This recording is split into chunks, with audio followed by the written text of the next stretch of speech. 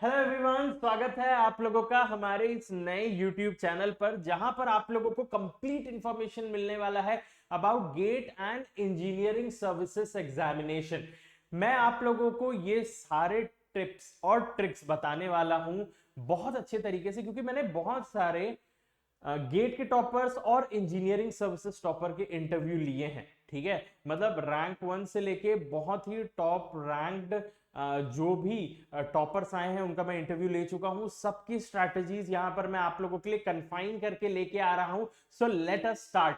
तो यहां पर आप लोग देख सकते हैं, ये है एक टॉपिक गेट एग्जाम के लिए कि 3 मंथ में आप लोगों को किन किन चीजों पे ध्यान देना चाहिए गेट एग्जामिनेशन में। ठीक है, बहुत सारी चीजें जो है वो आप लोग ऑलरेडी पढ़ चुके हैं, आपकी तैयारी हो चुकी है, और नहीं भी हुई है तो आप लोगों को इन 3 महीनों को कैसे यूटिलाइज करना है ये मैं आप लोगों को बताने वाला हूं कि what are the key points that you have to keep in your mind during these 3 months. ठीक है, तो चलिए हम लोग शुरू करते हैं। सबसे पहले यार एक बहुत प्यारे कोट के साथ शुरू करेंगे कि जब भी आप किसी एग्जाम की तैयारी करते हैं ना, तो आपके लिए ये बहुत ज्यादा जरूरी है कि क्या क्या पढ़ना है, और उससे भी ज्यादा ये जरूरी है कि क्या नहीं पढ़ना है। क्योंकि मैंने कहा ना आपको कि 3 महीने बचे हुए हैं, आप पूरी चीजों को कवर नहीं कर पाएंगे।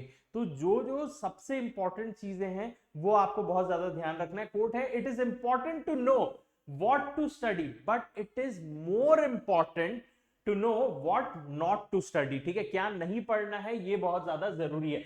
तो कुछ टिप्स एंड ट्रिक्स मैं आप लोगों को बताने वाला हूं, मतलब ताबड़तोड़ तरीके, ठीक है, जिनके मदद से आप लोग 3 महीने में भी कमाल करके दिखा सकते हैं। और ये मैं सिर्फ अपने रेस्पेक्ट में नहीं बोल रहा हूं, मैंने ये सारी बातें जो है टॉपर्स से की हैं और उन्होंने पर्सनली अपना स्ट्रैटेजी शेयर किया है। ठीक है, तो यहां पर एक चीज का बहुत ज्यादा ध्यान रखेंगे।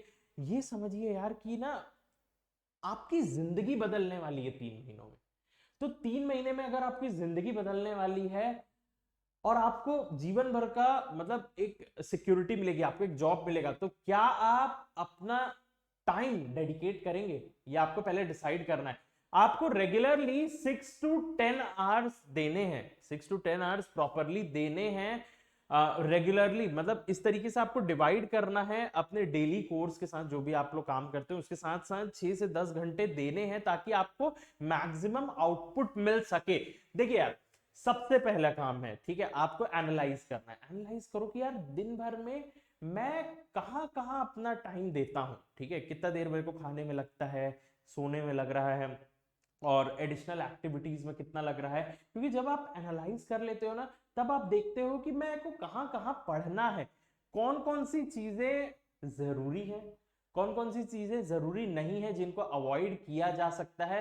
मींस आप लोगों को यह समझना है urgent, not important, urgent, important, not urgent, not important, ऐसे पूरा कैटेगराइज करना है। ठीक है, ये आपको समझ में आ गया है तो आपको जैसे ये पता चल जाता है एनालाइज करने के बाद कि ये टाइम रहता है, मुझे इस टाइम पे मैं पढ़ सकता हूं। ये मैं सब लोगों के लिए बोल रहा हूँ ना, चाहे वो स्टूडेंट्स हैं, चाहे वो वर्किंग प्रोफेशनल्स हैं, सब लोग इसका इस्तेमाल कर सकते हैं। ठीक है, फिर उसके बाद आपको देखना है कि यार आपको अपना एक रूटीन बनाना पड़ेगा। और माइंडेड, मैं बहुत अच्छी बात बताने वाला हूं, हर बार ना यार 100% आपका रूटीन फॉलो नहीं होता है, पर ये चीज आपको ध्यान रखनी है कि जिस चीज को आपने सोचा है कि इतने टॉपिक आज कंप्लीट करेंगे, चाहे कुछ भी हो जाए, उस टॉपिक को आपको कंप्लीट करना ही है 1 से 2 दिन के अंदर। ये बहुत जरूरी है। कई बार ना आप जैसा सोचे रहते हो कि इतने घंटे पढ़ेंगे, वैसा नहीं हो पाता है, कोई डिस्ट्रैक्ट कर जाता है, कोई आ जाता है, कोई इमरजेंसी हो जाती है, तो आपको फिर भी बाकी चीजों से टाइम कंपनसेट करके कि खाने में कम टाइम देंगे, सोने में कम टाइम देंगे, उस चीज को कंप्लीट करना रहता है। और ये मेरे बहुत अच्छे आईएएस ऑफिसर ने कहा था, ठीक है, वो ईसी ब्रांच के थे और उन्होंने सेल्फ प्रिपरेशन की थी, मतलब दोस्तों के नोट्स से प्रिपेयर करके आज वो इंजीनियरिंग सर्विसेज ऑफिसर है।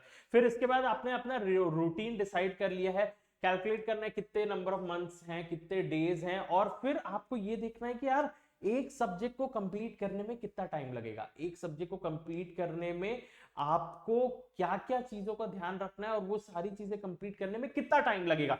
तो ये हो गया हम लोगों का पहला पॉइंट। ठीक है, ये हम लोगों का हो गया पहला पॉइंट। फिर इसके बाद find the trustable resource to study.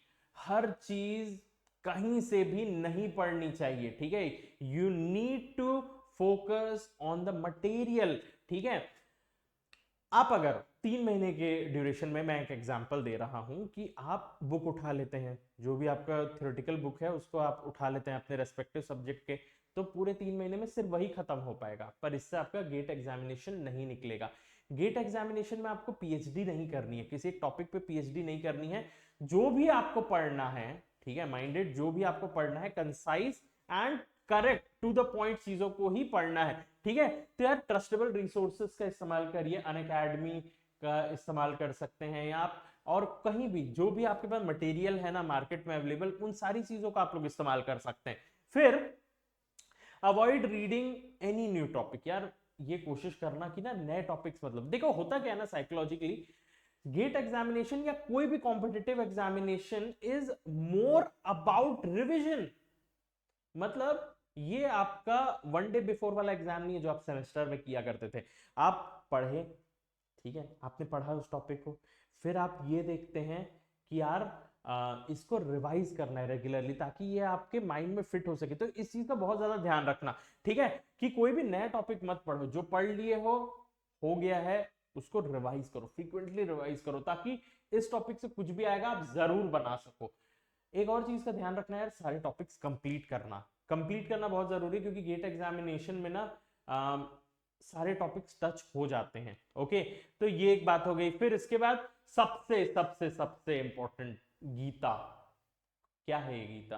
Previous year questions. ये हर एग्जाम के लिए अप्लाइड है कि आपको एक बार प्रीवियस ईयर क्वेश्चंस देखने पड़ते हैं ताकि आप एग्जाम को एनालाइज कर सको कि किस टाइप के क्वेश्चंस पूछे जाते हैं। जैसे एग्जांपल के लिए मैं बता रहा हूं, कई ऐसे एग्जामिनेशंस होते हैं जिसमें थ्योरेटिकल एस्पेक्ट पे बहुत ज्यादा ध्यान दिया जाता है, पर गेट एग्जामिनेशन ऐसा टॉपिक है जहां पर न्यूमेरिकल्स बहुत आते हैं। तो आपको प्रैक्टिस भी करना पड़ेगा बहुत सारे न्यूमेरिकल्स। मतलब मैं अगर आपको परसेंटेज के टर्म्स में बोलूं तो टोटल क्वेश्चंस जो रहते हैं उसका 80% जो रहता है वो होता है न्यूमेरिकल। तो न्यूमेरिकल का बहुत ज्यादा ध्यान रखना है, ठीक है। फिर इसके बाद आपको ज्यादा से ज्यादा मॉक टेस्ट दिलाना है। भैया सच्ची बात बता रहा हूं, do what is right, not what is easy, ठीक है।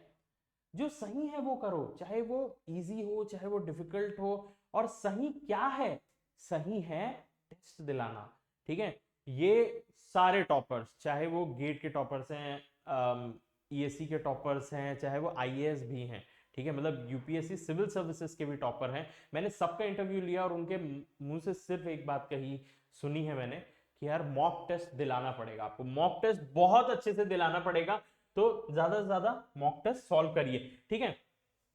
75% आपका जो टाइम रहेगा वो रहेगा न्यूमेरिकल सॉल्व करने के लिए, प्रॉब्लम सॉल्व करने के लिए, और बाकी जो रहेगा वो थ्योरी और रिवीजन में डालिए। छोड़िए मत चीजों को, पर डिस्ट्रीब्यूट करना। You need to know your priorities, ठीक है, क्या प्रायोरिटी है उस पर बहुत ज्यादा ध्यान रखना है, ठीक है। फिर इसके बाद यार कुछ डेली टारगेट सेट करिए। देखिए 2 टाइप के लोग होते हैं, एक ऐसे लोग होते हैं जो लोग ये सोचते हैं कि मैं 8 से 10 बजे तक पढ़ूंगा, ठीक है, पर उसके बीच में वो टेबल के सामने बैठे रहते हैं, पर दिमाग में कुछ नहीं जाता है, दिमाग में बाहर की चीजें ध्यान में रहती हैं, और इसके वजह से आपको जो टॉपिक कंप्लीट करने रहते हैं वो आप नहीं किए रहते हो। तो आपको क्या करना है, टारगेट सेट करो कि यार इतने क्वेश्चंस बनाएंगे आज पूरे दिन भर में, 30 क्वेश्चंस कंप्लीट करेंगे, ठीक है, 40 क्वेश्चंस कंप्लीट करेंगे। जब तक वो नहीं होगा तब तक हम लोग नहीं सोएंगे। तो टारगेट वाइज जाना बहुत इंपॉर्टेंट है, ठीक है। Make it a routine of running 10 minutes. ये मैं क्यों बोल रहा हूं पता है आपको, ठीक है। इससे क्या होता है ना, आपकी मेंटली जो बहुत ज्यादा स्ट्रेस डेवलप होने लगता है ना, वो हेल्प करता है। स्वेट, कहीं पर भी आपके लाइफ में कुछ भी प्रॉब्लम रहे ना, स्वेट ग्लैंड्स का इस्तेमाल करिए, आप रनिंग करिए, आप एक्सरसाइज करिए। बहुत बड़े जिम में जाके लोहा उठाने की जरूरत नहीं है, आर्नोल्ड नहीं बनना है, ठीक है। ये ध्यान रखना है कि फिजिकल एक्टिविटी करें ताकि आपके भी माइंड को थोड़ा फ्रेशनेस मिल सके। ओके, तो सुबह शाम आप लोग चल सकते हैं, आपका जो दिमाग है वो बहुत अच्छे से वर्क करेगा। माइंड दिस, ये मेरा पर्सनल एक्सपीरियंस है, ठीक है। Take frequent naps. आप ना ऐसे भी कर सकते हैं कि 2-3 घंटे आप पढ़ लिए, फिर उसके बाद 5-10 मिनट सो गए, रिक्रिएशनल कुछ भी एक्टिविटी कर ली, एक चीज अवॉइड करिएगा कि मोबाइल यूसेज मत करिएगा, ठीक है, उसमें और भी ज्यादा आपके ब्रेन पे स्ट्रेस पड़ता है। तो क्या हो गया कि 10-15 मिनट्स का आप नैप ले सकते हो 2-3 घंटे के बीच में, पर यार बहुत इंपॉर्टेंट बात है कि कंसिस्टेंट रहना, ठीक है। रस्ती आवत जात है, सिल पर परत निशान। क्या मतलब है इसका? यार हम लोग पत्थर को भी काट सकते हैं अगर हम लोग कंसिस्टेंट रहें तो, ठीक है।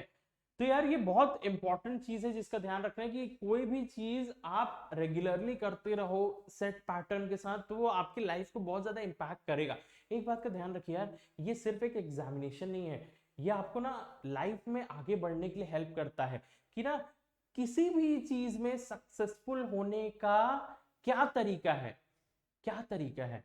आप उस चीज में फोकस करो, आप उसको डेडिकेटेड टाइम दो, आप बार बार चीजों को रिवाइज करो, अपने गलतियों को रिपीट ना करो। इसी से ये गेट एग्जामिनेशन भी निकलेगा और आपके लाइफ का जो सबसे बड़ा एग्जामिनेशन है वो भी निकलेगा। तो इसका ध्यान रखिएगा। एक सबसे इंपॉर्टेंट चीज है जिसको कभी कभी कभी नहीं भूलना है, दैट इज रिवाइज। जो भी पढ़ा है आपने फ्रीक्वेंटली रिवाइज करते जाइए। अगर आपको जानना है कि कैसे रिवाइज करना है, what should be your schedule, ठीक है, तो जरूर बताइएगा कब कब रिवाइज करना चाहिए, कितने फ्रीक्वेंसी से रिवाइज करना चाहिए, तो बताइएगा। रिवीजन के ऊपर एक कोर्स ले लेंगे। और कोई भी और डाउट हो आपको तो जरूर बताइए कमेंट सेक्शन में, ताकि मैं उसके ऊपर भी आप लोगों के लिए वीडियो बना सकूं। अच्छा, एक बात का ध्यान रखिएगा, सब्सक्राइब कर लीजिएगा चैनल को, क्योंकि ऐसे ही वीडियोस हम लोग और भी लाते रहेंगे। और अपने दोस्तों के साथ शेयर जरूर करिएगा, क्योंकि यहाँ पर जो भी चीजें मैं कह रहा हूं it is with the experience. Thank you so much, bye bye, have a nice day, take care.